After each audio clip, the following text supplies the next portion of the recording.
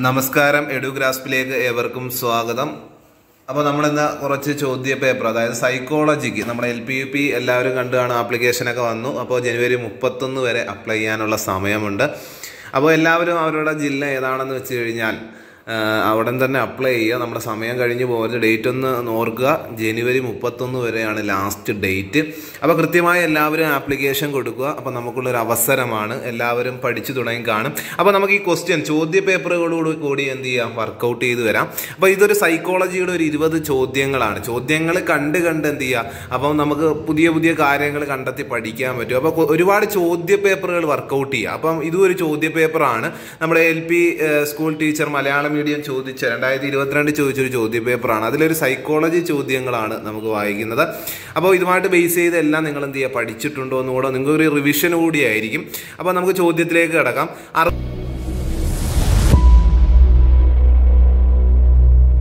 61ാമത്തെ ചോദ്യം. താഴെ കൊടുത്തിരിക്കുന്നവയിൽ സാമൂഹിക ജ്ഞാനനിർമ്മിതിവാദ പ്രകാരമുള്ള ക്ലാസ് മുറിയിലെ അധ്യാപകന്റെ റോൾ അല്ലാത്തത്. സാമൂഹ്യ ജ്ഞാനനിർമ്മിതിവാദം ആരുടെയാണ്? വൈഗോട്സ്കിയുടെയാണ്. സാമൂഹ്യ ജ്ഞാനനിർമ്മിതിവാദം ആരുടെയാണ്? വൈഗോട്സ്കിയുടെയാണ്. ജ്ഞാനനിർമ്മിതിവാദം ആരുടെയാണ്? ജീൻ പിയാഷെയുടെയാണ്. ജ്ഞാനനിർമ്മിതിവാദം എന്ന് പറയുന്നത് ജീൻ പിയാഷെയാണ്. വ്യവഹാരവാദം JB വാട്സൺ ആണ്. മാനവികതാവാദം ആരുടെയാണ്? മാക്സ് എബ്രഹാം മാസ്ലോയുടെയാണ് അല്ലേ? മാനവികതാവാദം ആരുടെയാണ്? എബ്രഹാം മാസ്ലോയുടെയാണ്. സമഗ്രതാവാദം അഥവാ ഗസ്റ്റാൾട്ട് ആരുടെയാണ്? ഗസ്റ്റാൾട്ട് സിദ്ധാന്തം ആരുടെയാണ്? മാക്സ് വെർത്തീമറിന്റെയാണ്. ഇതൊക്കെ നമ്മൾ പഠിച്ചിട്ടുള്ളതാണ്. അപ്പോൾ ഇത് പഠിച്ചു വെക്കുക. എന്താണ്? സാമൂഹ്യ ജ്ഞാനനിർമ്മിതിവാദം ആരുടെയാണ്? വൈഗോട്സ്കി ആണ്. അതുപോലെ തന്നെ ജ്ഞാനനിർമ്മിതിവാദം ജീൻ പിയാഷെയുടെ. ഇവിടെ ചോദ്യം സാമൂഹ്യ ജ്ഞാനനിർമ്മിതിവാദ പ്രകാരമുള്ള ക്ലാസ് മുറിയിലെ അധ്യാപകന്റെ റോൾ അല്ലാത്തത്. അറിവിന്റെ ദാതാവ്, പഠന പങ്കാളി, ഫെസിലിറ്റേറ്റർ, ജനാധിപത്യവാദിയായ സംഘത്തലവൻ. ഇതിൽ ഏതാണ് സാമൂഹ്യ ജ്ഞാനനിർമ്മിതി പ്രകാരമുള്ള ക്ലാസ് മുറിയിൽ അധ്യാപകന്റെ റോൾ അല്ലാത്തത് ഏതെന്നാണ് ചോദ്യം. അപ്പോൾ ഇവിടെ ഉത്തരമായിട്ട് വരുന്ന ഏതാണ്? അറിവിന്റെ ദാതാവ്. അതിൻ്റെ ഒരു ആവശ്യം ഇവിടെ ഇല്ല. അതായത് ഒരു സാമൂഹ്യ ജ്ഞാനനിർമ്മിതിവാദ പ്രകാരമുള്ള ക്ലാസ് മുറിയിൽ ഒരു അധ്യാപകന്റെ റോൾ അല്ല അത്. ബാക്കിയെല്ലാം വരുന്നത് അതാണ്. പഠനത്തെ പങ്കാളി ചേരല്, അതുപോലെ തന്നെ ഒരു ഫെസിലിറ്റേറ്റർ, അതുപോലെ തന്നെ ജനാധിപത്യവാദിയായ സംഘത്തലവൻ. അതൊക്കെ എന്താണ്? ഇതിൽ ഉൾപ്പെടുന്നതാണ്. 62ാമത്തെ ചോദ്യം. പഠിക്കാൻ മിടുക്കനായിരുന്ന ആദർശ് കുറച്ച് നാളുകളായി പഠനത്തിൽ തീരെ ശ്രദ്ധിക്കുന്നില്ല. പതിവായി വൈകിയാണ് ക്ലാസ്സിലെത്തുന്നത്. എപ്പോഴും ഒറ്റയ്ക്കിരിക്കാൻ ഇഷ്ടപ്പെടുന്നു. ആദർശിൻ്റെ ഈ സ്വഭാവ വ്യതിയാനത്തെക്കുറിച്ച് പഠിക്കാൻ ഏറ്റവും അനുയോജ്യമായ രീതി. അതായത് നല്ല രീതി പഠിച്ചുകൊണ്ടിരുന്ന ആദർശ് എന്താണ്, പെട്ടെന്നൊരു സുപ്രഭാതത്തിൽ എന്ത് ചെയ്യണം, അങ്ങ് ഒതുങ്ങി കൂടുകയാണ്. അല്ലെങ്കിൽ എന്ത് ചെയ്യുക, ഒറ്റയ്ക്കിരിക്കാൻ ഇഷ്ടപ്പെടുന്നു. പങ്കാളികളോടുകൂടി കളിക്കാനോ ഒന്നിനും ഇഷ്ടപ്പെടുന്നില്ല. ഒറ്റയ്ക്കിരിക്കാൻ ഇഷ്ടപ്പെടുകയാണ്. അപ്പോൾ അങ്ങനെയാണെങ്കിൽ അനുയോജ്യമായ രീതി ഏതാണ്? അതായത് ഈ സ്വഭാവ വ്യതിയാനത്തെക്കുറിച്ച് പഠിക്കാൻ ഏറ്റവും അനുയോജ്യമായ രീതി ഏതാണ്? നമുക്കറിയാം, ക്രിയാഗവേഷണം, ആക്ഷൻ റീസെർച്ച് എന്ന് പറയുന്നത് നമ്മുടെ സ്റ്റീഫൻ കോറിയുടെ ക്രിയാഗവേഷണം എന്താണെന്ന്. അതുപോലെ തന്നെ പരീക്ഷണ രീതി, കേസ് സ്റ്റഡി, ആത്മനിഷ്ഠ രീതി.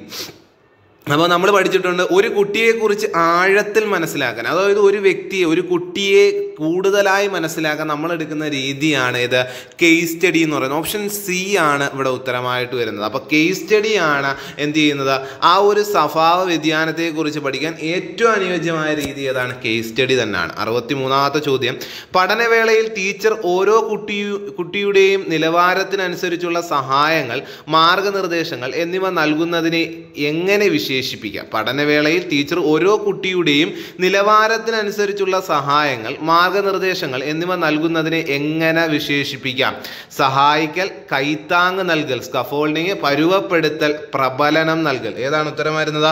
ഓപ്ഷൻ B ആണ്, കൈത്താങ്, സ്കഫോൾഡിങ്. ഇല്ലേ, നമ്മുടെ വൈഗോട്സ്കിയുടെ ആശയമല്ലേ സ്കഫോൾഡിങ് എന്ന് പറയുന്നത്? കൈത്താങ്, അതായത് കുട്ടിക്ക് വേണ്ട രീതിയിൽ എന്ത് ചെയ്യുക, കുട്ടിക്ക് ഒരു സഹായം ചെയ്തു കൊടുക്കുക, ഒരു കൈത്താങ് കൊടുക്കുക. അതാണ് വരുന്ന ഉത്തരം. 64ാമത്തെ ചോദ്യം. പ്രതിക്രിയാധ്യാപനം, റെസിപ്രോക്കൽ ടീച്ചിങ് ഏത് മനഃശാസ്ത്രജ്ഞന്റെ സിദ്ധാന്തം അനുസരിച്ചാണ് രൂപീകരിച്ചിട്ടുള്ളത്? ഇതാണ് പ്രതിക്രിയാധ്യാപനം. സ്കൂൾ ടെക്സ്റ്റ്, നമ്മുടെ DLED ടെക്സ്റ്റിൽ കിടക്കുന്ന അതേ ചോദ്യമാണ്. പ്രതിക്രിയാധ്യാപനം എന്ന് പറയുന്നത് ഓപ്ഷൻ A ആണ്, വൈഗോട്സ്കി ആണ് കേട്ടോ. ഓപ്ഷൻ C അല്ല, മാർക്ക് ചെയ്ത് മാറിയ ഓപ്ഷൻ A ആണ്, വൈഗോട്സ്കി ആണ് ഇവിടെ ഉത്തരമായിട്ട്. വൈഗോട്സ്കി ആണ് പ്രതിക്രിയ അധ്യാപനം.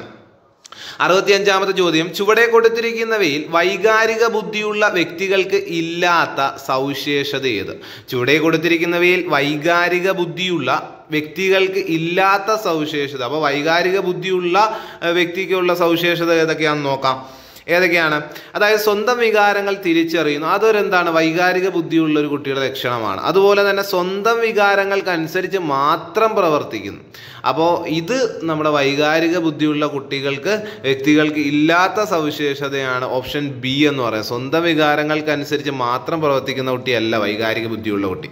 അതുപോലെ മറ്റുള്ളവരുമായി ആരോഗ്യകരമായ ബന്ധങ്ങൾ സ്ഥാപിക്കുന്നു, മറ്റുള്ളവരുടെ വികാരങ്ങൾ മനസ്സിലാക്കുന്നു. അതൊക്കെ എന്താണ്? ഒരു വൈകാരിക ബുദ്ധിയുള്ള വ്യക്തികൾക്ക് ആവശ്യമുള്ള സവിശേഷതകളാണ്. 66-ാമത്തെ ചോദ്യം, ആശയരൂപീകരണ പ്രക്രിയയുടെ ഏത് ഘട്ടത്തിലാണ് വസ്തുക്കളുടെ അഭാവത്തിൽ അവയെപ്പറ്റി ഓർക്കാനും ചിന്തിക്കാനും കഴിയുന്നത്? നമ്മൾ പഠിച്ചിട്ടുണ്ട് ജെറോമസ് ബ്രൂണറിൻ്റെ ഏതാണ്? പ്രവർത്തന ഘട്ടം, ബിംബന ഘട്ടം, പ്രതീകാത്മക ഘട്ടം. ഇങ്ങനെ ബ്രൂണറിൻ്റെ ഒരു 3 ആശയരൂപീകരണ ഘട്ടങ്ങൾ നമ്മൾ പഠിച്ചു. ഇവിടെ ചോദ്യം ശ്രദ്ധിക്കണേ. ആശയരൂപീകരണ പ്രക്രിയയുടെ ഏത് ഘട്ടത്തിലാണ് വസ്തുക്കളുടെ അഭാവത്തിൽ അവയെപ്പറ്റി ഓർക്കാനും ചിന്തിക്കാനും കഴിയുന്നത്? അതായത് ഒരു വസ്തു പറഞ്ഞു കഴിഞ്ഞാൽ അതിനെ ഓർക്കുക. ഇപ്പോൾ ഒരു പേന പറഞ്ഞാൽ ആ ചിത്രം മനസ്സിൽ തെളിയുകയാണ്. ആ ഒരു ഘട്ടം ഏതാണ്? ഉത്തരം വരുന്നത് ഏതാണ്? ഓപ്ഷൻ ഡി ആണ്, ബിംബന ഘട്ടമാണ്. ആ പേരിൽ നിന്ന് നമുക്ക് കിട്ടും, ബിംബന ഘട്ടമാണ്. 67-ാമത്തെ ചോദ്യം, താഴെ കൊടുത്തിരിക്കുന്നവയിൽ കേരള സ്കൂൾ പാഠ്യപദ്ധതി സമീപനം ഏതാണ്? കേരള സ്കൂൾ പാഠ്യപദ്ധതി സമീപനം ഏതാണ്? ഓപ്ഷൻ സി ആണ്. നമ്മുടെ സ്കൂൾ പാഠ്യപദ്ധതി പഠന സമീപനമാണ് പ്രക്രിയാധിഷ്ഠിതമാണ്, പ്രവർത്തിച്ച് പഠിക്കുക എന്നതാണ് അല്ലേ. അതുപോലെ തന്നെ അടുത്ത 68-ാമത്തെ ചോദ്യത്തിലേക്ക് കിടക്കുകയാണ്. 10 വയസ്സുള്ള ഒരു കുട്ടിയുടെ IQ 98 ആയാൽ മാനസിക വയസ്സ് എത്ര? അപ്പോൾ IQ കാണാനുള്ള ഇക്വേഷൻ IQ = MA/CA × 100 ആണ്. ഇതിൽ എന്താണ്? മാനസിക വയസ്സ് MA കാണാനുള്ള ഒരു ക്വസ്റ്റ്യൻ ആണ്. ഉത്തരം വരുന്നത് ഏതാണ്? നിങ്ങൾ ഒന്ന് ചെയ്തു നോക്കുക. അപ്പോൾ ഉത്തരം ഏതാണ്? ഓപ്ഷൻ എ ആണ്, 9.8 ആണ് ഉത്തരമായിട്ട് വരുന്നത്. 69-ാമത്തെ ചോദ്യം, സങ്കലിത വിദ്യാഭ്യാസ ഇൻക്ലൂസീവ് എഡ്യൂക്കേഷൻ ഭിന്നശേഷിക്കാരായ കുട്ടികൾക്കും മറ്റും കുട്ടികളെ പോലെ തുല്യ അവസരങ്ങൾ ലഭിക്കുക എന്ന ലക്ഷ്യത്തോടെ ആസൂത്രണം ചെയ്തിട്ടുള്ളതാണ് സങ്കലിത വിദ്യാഭ്യാസം. ഏത് സ്കൂളിലാണ് ഈ പറഞ്ഞ സങ്കലിത വിദ്യാഭ്യാസം നടപ്പിലാക്കുന്നത്? അന്ധവിദ്യാലയങ്ങൾ, സ്പെഷ്യൽ സ്കൂളുകൾ, ഓപ്പൺ സ്കൂളുകൾ, പൊതുവിദ്യാലയങ്ങൾ. ഏതാണ്? ഓപ്ഷൻ ഡി ആണ്. ഇൻക്ലൂസീവ് എഡ്യൂക്കേഷൻ നടത്തുന്നത് എവിടെയാണ്? പൊതുവിദ്യാലയങ്ങളിലാണ്. അതിന് പ്രത്യേക ഒരു ഇതില്ല. 70-ാമത്തെ ചോദ്യം, ജില്ലാ ശാസ്ത്രമേളയിൽ 1ാം സ്ഥാനം നേടുക എന്ന ലക്ഷ്യത്തോടെ മനു സയൻസിന് വർക്കിംഗ് മോഡൽ നിർമ്മിക്കുകയാണ്. മനുവിനെ ഈ സ്വഭാവം എന്തിനെ സൂചിപ്പിക്കുന്നു? അപ്പോൾ ജില്ലാ ശാസ്ത്രമേളയ്ക്ക് 1ാം സ്ഥാനം നേടുക എന്ന ലക്ഷ്യത്തോടെ മനു സയൻസിന് വർക്കിംഗ് മോഡൽ നിർമ്മിക്കുകയാണ്. മനുവിൻ്റെ ഈ സ്വഭാവം എങ്ങനെ സൂചിപ്പിക്കുന്നു? എന്താണ്? ഉത്തരം വരുന്നത് ഏതാണ്? ആന്തരിക അഭിപ്രേരണ, ബാഹ്യ അഭിപ്രേരണ, വർക്കിംഗ് മോഡലുകളുടെ താല്പര്യം, ശാസ്ത്ര വിഷയങ്ങളോടുള്ള ഇഷ്ടം. അതായത് ശാസ്ത്രമേളയ്ക്ക് ഫസ്റ്റ് അടിക്കുന്നതിന് വേണ്ടി എന്ത് ചെയ്യാണ്? ഒരു ബാഹ്യ അഭിപ്രേരണയാണ്, സ്വന്തമായി തോന്നുന്ന ഒരു ബാഹ്യ അഭിപ്രേരണ കൊണ്ടാണ് അവൻ എന്ത് ചെയ്യുന്നത്? ഈ പറഞ്ഞ മോഡല് ഉണ്ടാകും. ഉത്തരം ഓപ്ഷൻ ബി ആണ്. 71-ാമത്തെ ചോദ്യം, കുട്ടികളുടെ വ്യക്തിവ്യത്യാസങ്ങൾ പരിഗണിക്കുന്ന ഒരു അധ്യാപിക താഴെ കൊടുത്തിരിക്കുന്നവയിൽ ഏതാണ് തിരഞ്ഞെടുക്കുക? കുട്ടികളെ സ്വയം പഠനത്തിന് പ്രേരിപ്പിക്കുന്നു, ഇടയ്ക്കിടെ പരീക്ഷകൾ നടത്തുന്നു, വൈവിധ്യമാർന്ന ബോധന രീതികൾ അവലംബിക്കുന്നു, ക്ലാസ് PTA യോഗങ്ങൾ ഇടയ്ക്കിടെ നടത്തുന്നു. ഉത്തരമായിട്ട് വരുന്നത് ഏതാണ്? വൈവിധ്യമാർന്ന ബോധന രീതികൾ അവലംബിക്കുന്നതിലൂടെയാണ് എന്ത് ചെയ്യുന്നത്? കുട്ടികളുടെ വ്യക്തിവ്യത്യാസങ്ങൾ അതായത് ഒരു അധ്യാപിക ഒരു കുട്ടിയുടെ വ്യക്തിവ്യത്യാസങ്ങൾ പരിഗണിക്കുന്നത് എന്താണ്? ബോധന രീതിയിൽ, വൈവിധ്യമാർന്ന ബോധന രീതികൾ അവലംബിക്കുമ്പോഴാണ് എന്ത് ചെയ്യുന്നത്? ഓരോ കുട്ടിയുടെയും നിലവാരം അല്ലെങ്കിൽ വ്യത്യാസം മനസ്സിലാക്കാൻ കഴിയുക. 72-ാമത്തെ ചോദ്യം, താഴെ കൊടുത്തിരിക്കുന്നവയിൽ നേതൃത്വ പരിശീലനത്തിന് പ്രയോജനപ്പെടുന്നത് ഏത്? നേതൃത്വ പരിശീലനത്തിന് പ്രയോജനപ്പെടുന്നത് സ്കൂൾ പാർലമെന്റ്, ക്ലബ്ബ് പ്രവർത്തനങ്ങൾ, SPC ഇവയെല്ലാം. ഉത്തരം വരുന്നത് ഏതാണ്? ഓപ്ഷൻ ഡി ആണ്. അതായത് എന്താണ്? സ്കൂൾ പാർലമെന്റും ക്ലബ്ബ് പ്രവർത്തനങ്ങളും SPC ഒക്കെ നടത്തുന്നത് എന്താണ്? നേതൃപരിശീലനത്തിന് വേണ്ടിയാണ്. അതായത് എന്താണ്? ഒരു സമൂഹത്തിൽ ഒരു കുട്ടി എങ്ങനെയായിരിക്കണം, അല്ലെങ്കിൽ എന്താണ് ആ കുട്ടി ചെയ്യേണ്ട പ്രവർത്തനങ്ങൾ എങ്ങനെയൊക്കെ പങ്കാളികളാവണം എന്നതിനൊക്കെ എന്താണ് ഒരു പഠനം എന്ന നിലയ്ക്കാണ് നമ്മുടെ സ്കൂൾ വിദ്യാലയങ്ങളിൽ സ്കൂൾ പാർലമെന്റും ക്ലബ്ബ് പ്രവർത്തനങ്ങളും SPC ഒക്കെ നടത്തുന്നത്. 73-ാമത്തെ ചോദ്യം, സ്വാംശീകരണം സംസ്ഥാപനം എപ്പോഴും നമ്മുടെ പിയാഷെ എന്നങ്ങ് ഓർത്തോണം. ഈ സ്വാംശീകരണം സംസ്ഥാപനം കേട്ട് കഴിഞ്ഞാൽ അത് പിയാഷെയാണ്. മനഃശാസ്ത്രത്തിലെ ഏത് ആശയവുമായി ബന്ധപ്പെട്ട പ്രക്രിയയാണ്? നമുക്കറിയാം ഏതാണ്?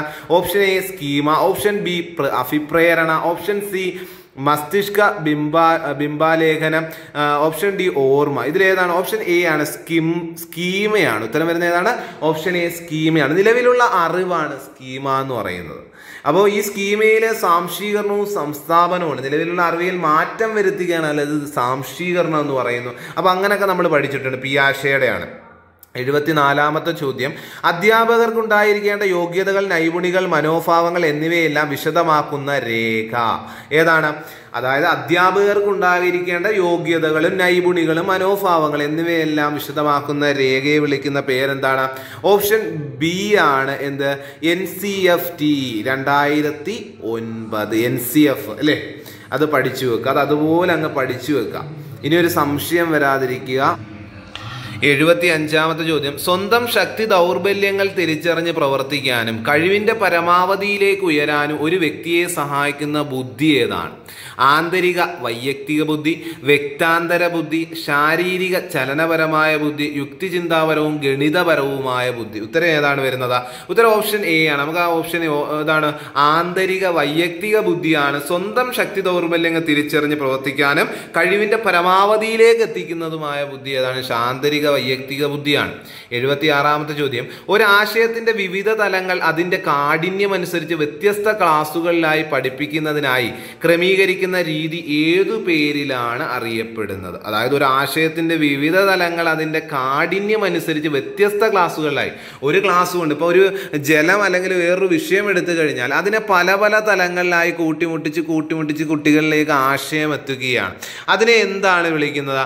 ഉത്തരം ഏതാണ്? അതായത് ഓരോ ആശയങ്ങളിൽ നിന്ന് എന്താണ് ഇങ്ങനെ എന്താണ് ഒരു കണക്ഷൻ രീതിയിൽ ചെയിൻ പോലെ കൊണ്ടുവരും. ഇതിനെ എന്താണ് വിളിക്കുന്നത്? ചാക്രിക ആരോഹണ രീതിയാണ്. ആരാണ്? ജെറോമസ് ബ്രൂണറുടെ ചാക്രിക ആരോഹണ രീതിയാണ് എന്ത് ചെയ്യുന്നത്? ഒരു ആശയത്തിന്റെ വിവിധ തലങ്ങൾ അതിന്റെ കാഠിന്യം അനുസരിച്ച് വ്യത്യസ്ത ക്ലാസ്സുകളിലായി പഠിപ്പിക്കുന്നതിന്, അതായത് പഠിപ്പിക്കുന്നതിനായിട്ട് ക്രമീകരിക്കുന്ന രീതിയാണ് ചാക്രിക ആരോഹണ രീതി അഥവാ സർപ്പിള രീതി എന്നൊക്കെ നമ്മൾ പഠിച്ചിട്ടുണ്ട്. അപ്പോൾ ജെറോമസ് ബ്രൂണറുടെയാണ് ചാക്രിക ആരോഹണ രീതി. അതൊക്കെ ഒന്ന് നോട്ട് ചെയ്ത് വെക്കുക. 77ാമത്തെ ചോദ്യം, ഗുണവിശേഷതകളുടെ അടിസ്ഥാനത്തിൽ മാനസികമായി വർഗീകരിക്കുന്ന വിവരങ്ങളെ എങ്ങനെ വിശേഷിപ്പിക്കാം? അപ്പം ഗുണവിശേഷങ്ങളുടെ അടിസ്ഥാനത്തിൽ മാനസികമായിട്ട് വർഗീകരിക്കുന്ന വിവരങ്ങളെ എങ്ങനെ വിശേഷിപ്പിക്കുക? ഏതാണ്? ഉത്തരം ഏതാണ്? ഓപ്ഷൻ ബി ആണ്, ആശയമാണ്. അതായത് ഗുണവിശേഷതകളുടെ അടിസ്ഥാനത്തിൽ മാനസികമായി വർഗീകരിക്കുന്ന വിവരങ്ങളെ ആശയം എന്ന് വിശേഷിപ്പിക്കാം. 78ാമത്തെ ചോദ്യം, പുരോഗമനപരവും ജനാധിപത്യപരവുമായ പാഠ്യപദ്ധതിയുടെ സവിശേഷത താഴെ കൊടുത്തിരിക്കുന്നവയിൽ ഏതാണ്? ആൺകുട്ടികൾക്കും പെൺകുട്ടികൾക്കും വെവ്വേറെ പാഠ്യപദ്ധതികൾ ഉണ്ടാകും. അതെന്താണ്? തെറ്റാണ്. അതൊരു സവിശേഷതയല്ല. ബുദ്ധിപരമായ ഉയർന്ന നിലവാരത്തിലുള്ള കുട്ടികളെ സാധാരണ കുട്ടികളോടൊപ്പം ഇടകലരാൻ അനുവദിക്കില്ല. അത് തെറ്റാണ്. വളരെ സമ്പുഷ്ടമായതും അയവുള്ളതുമായി ആയിരിക്കണം. പരീക്ഷകൾക്ക് വളരെ പ്രാധാന്യം നൽകുന്നതായിരിക്കും. ഏതാണ് ഉത്തരം വരുന്നത്? ഡിയും തെറ്റായിരിക്കും. ഓപ്ഷൻ സി ആണ് ഇവിടെ ഉത്തരമായിട്ട് വരുന്നത്. ഏതാണ്? 78ാമത്തെ ചോദ്യം എന്താണ്? വളരെ സമ്പുഷ്ടവും അയവുള്ളതുമായിരിക്കണം എന്ത് ചെയ്യുന്നത്? പാഠ്യപദ്ധതി എന്നറിയപ്പെടുന്നത്. അപ്പം ഇത്രയും കാര്യങ്ങൾ അതൊക്കെ നമുക്ക് വായിക്കുന്നതിലൂടെ കിട്ടും. ഡിസ്ലെക്സിയ ഉള്ള കുട്ടിക്ക് എന്തിനാണ് ബുദ്ധിമുട്ട് അനുഭവപ്പെടുന്നത്? സാമൂഹ്യ സാഹചര്യങ്ങൾ ശരിയായി ഇടപെടുന്നതിന്. അത് തെറ്റാണ്. ശരീരഭാഗങ്ങളുടെ ശരിയായ ചലനങ്ങൾക്ക് അല്ല. ഓപ്ഷൻ സി കേൾവിക്കും സംസാരത്തിനും. ഓപ്ഷൻ ഡി ഭാഷ ശരിയായി ഉപയോഗിക്കുന്നത്. ഏതാണ്? കേൾവിക്കൊന്നും അല്ല. എന്താണ്? ഡിസ്ലെക്സിയ എന്ന് പറയുമ്പോഴേ എന്താണ്? ഭാഷ ശരിയായി ഉപയോഗിക്കുന്നതിനാണ്. ഓപ്ഷൻ ഡി ആണ് ഉത്തരമായിട്ട് വരുന്നത്. 80ാമത്തെ ചോദ്യം, വിദ്യാലയം തന്നെ ഒരു പഠനോപകരണം എന്ന ആശയവുമായിട്ട് യോജിക്കുന്നത് ഏത്? ടാലന്റ് ലാബ്, ഹൈടെക് വിദ്യാലയം, ബാല, TLM. ഏതാണ് ഇതിൽ വരുന്നത്? അപ്പോൾ ഏതാണ് ഇതിനകത്ത് വരുന്നത്? അപ്പോൾ ഇവിടെ ഉത്തരമായിട്ട് വരുന്നത്, അതായത് വിദ്യാലയം തന്നെ ഒരു പഠനോപകരണം എന്ന ആശയവുമായി യോജിക്കുന്നത് എന്താണ്? Building as a learning aid. Option C ആണ് ഉത്തരമായിട്ട് വരുന്നത്. എന്താണ്? വിദ്യാലയം തന്നെ ഒരു പഠനോപകരണം, അതായത് building as a learning aid എന്നാണ് BALA, ബാല, BALA. അത് പഠിക്കാൻ എളുപ്പത്തിൽ building as a learning aid എന്നാണ് വിദ്യാലയം തന്നെ ഒരു പഠനോപകരണം എന്ന ആശയവുമായി യോജിക്കുന്നത്. അതായത് വിദ്യാലയം തന്നെ പഠനോപകരണം, building as a learning aid. അപ്പോൾ ഇത്രയും ചോദ്യങ്ങളാണ് നമ്മൾ ചർച്ച ചെയ്തത്. അപ്പോൾ 20 ചോദ്യങ്ങൾ ഇതുപോലെ നിങ്ങളൊന്ന് എന്ത് ചെയ്യുക, വർക്കൗട്ട് ചെയ്യുക, പുതിയ ചോദ്യങ്ങൾ കണ്ടെത്തുക. അപ്പോൾ ഈ വീഡിയോ നിങ്ങൾക്ക് തീർച്ചയായും ഉപകാരപ്പെട്ടെങ്കിൽ തീർച്ചയായും ലൈക്ക് ചെയ്യുക, ഷെയർ ചെയ്യുക, സബ്സ്ക്രൈബ് ചെയ്യുക. തുടർന്നും ഇനി അങ്ങോട്ട് LP-UPയുടെ ചോദ്യങ്ങൾ, അതായത് സൈക്കോളജി ആയാലും മലയാളം ആയാലും ഇങ്ങനെയുള്ള വർക്കൗട്ടുകൾ ഒരുപാട് കൊണ്ടുവരുന്നതായിരിക്കും. അപ്പോൾ നിങ്ങളുടെ സപ്പോർട്ട് ഉണ്ടാവണം. നിങ്ങളുടെ സപ്പോർട്ടാണ് നമ്മളെ മുന്നോട്ട് നയിക്കുന്നത്. അപ്പോൾ അടുത്ത ക്ലാസ്സിൽ ഇതുപോലൊരു ചോദ്യ പേപ്പറുമായിട്ട് കാണാം.